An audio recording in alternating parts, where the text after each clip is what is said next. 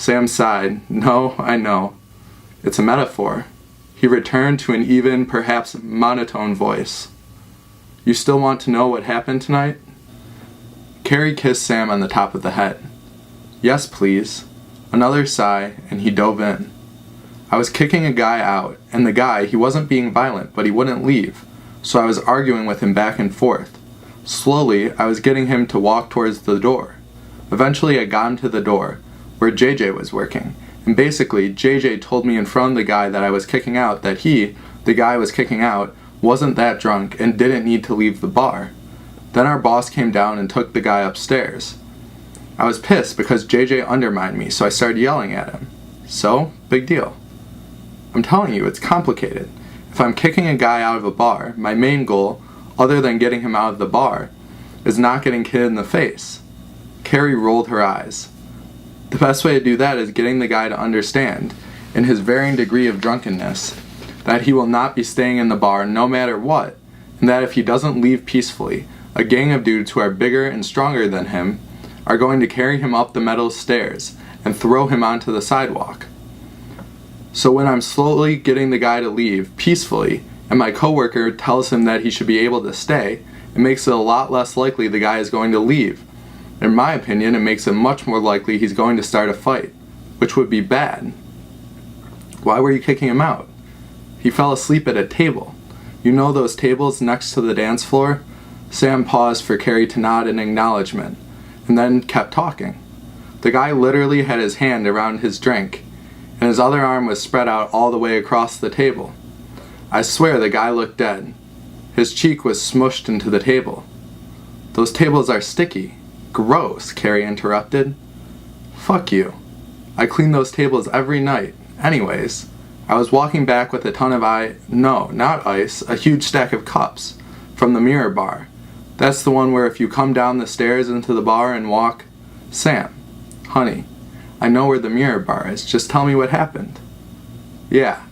So I was walking back to the dishwasher, trying to pick up cups. I see a cup sitting on the table, and as I went to grab it, I didn't even see the guy holding on to it. He was holding on tight. It wasn't until I felt him resisting that I realized he was there. Carrie laughed. That's absurd. How'd you miss him? You know how it gets down there. It's packed, and I'm trying not to bump into people and also not drop all the cups. When it gets busy like that, I just kind of get in a zone. Besides, he was hunched over so far. I don't know, I missed him. With wide eyes and dimpled cheeks, Carrie whispered, Wild. Yeah, no kidding. There and then I realized that this guy is passed out. And the waitress was walking by, so I grabbed her and told her to wait with the guy for a second, while I went to put all the cups I had down. I ran back over and shook the guy until he woke up. He thought he was in bed or something at first, but once he got with it, I told him that he had to leave. As soon as I told him that, he stood right up and told me he was fine. So I say, sorry, but you have to go. You were asleep at the table. Then he told me that he was really tired from graduation week, and that he wasn't drunk. It was just that he hadn't slept in a while. I told him again that I couldn't let him stay because he was passed out. Anyhow, while this is going on,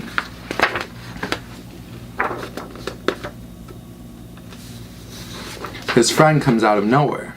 Of course his friend is like 6'5", and very well fed, and smacks into me and is like, what's the problem? What do you mean smacked?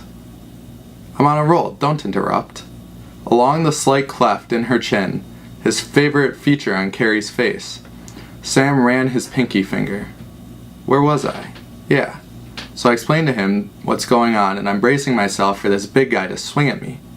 He turned out to be cool though, and once he understood that his buddy was passed out, he wanted to help me get him out of there. So I start walking the passed out guy to the door, and the big guy is following. And every few steps the guy wants to stop and talk. He's begging me to stay, saying he got up at 6 in the morning to pregame commencement, that he had been out until 3 the night before, and that he was moving the next day. The guy was pretty coherent, and I kind of felt bad, but looking at him he was drenched in sweat. His t-shirt was soaked through. Who knows what he had in his system. Anyways, every time the guy stops, he puts his hand up in front of his chest and goes, just tell me why I have to leave, man, and I'll go.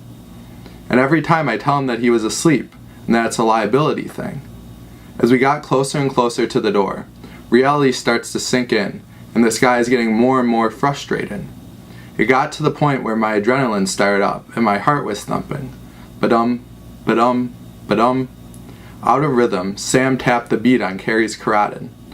It looked like some shit might happen, plus we were busy as fuck, like super busy, and I had shit to do. I'm pretty sure Mirror Bar was gonna run out of ice, so I had to get back there, and all the trash cans were full, and no one was taking them out, so I was gonna do that. Sam, focus, you're losing me. I'm getting there. You want the story, here's the fucking story.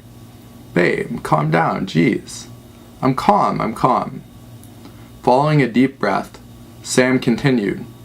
My point is that I'm ready to get this guy the fuck out and move on. Once we got close enough to the door, I pulled an ace from my sleeve and tell him if he wants, he can go upstairs and talk to the manager. Before he goes up the stairs though, JJ comes over and asks what's going on. I tell him I found the guy asleep, and the guy says he's not that drunk, and so on.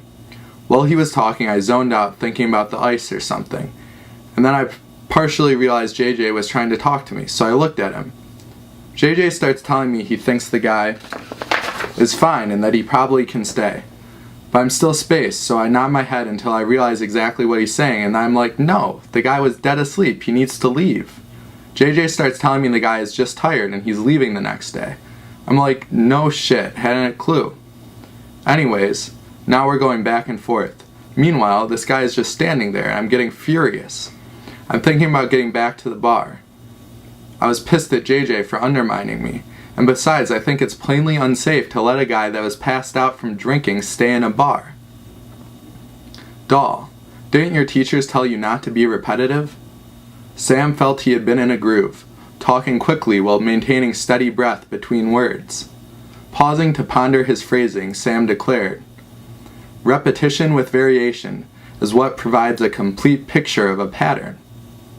You asked me to tell you the story, and, well, I wanted to make sense, I guess. So far, it makes sense. The next part might not. As I was saying, I was heated, and also my head was starting to hurt because I had some coffee and whiskey before it got busy. So I snapped and yelled at JJ. It was something to the effect of, what the fuck are you doing? Help me get this guy the fuck out of here. Timing was perfect, too, because as I'm yelling, the boss comes down to get change for the cash register, and he sees me screaming. He asks what's happening, and I tell him the guy was asleep. So our boss tells me to chill out and asks the guy to come upstairs, and after they get up the stairs, JJ and I started arguing. It had been a long week. We had both worked 5 out of 6 nights or something like that, and after a bit of yelling, JJ lost his shit, and we fought.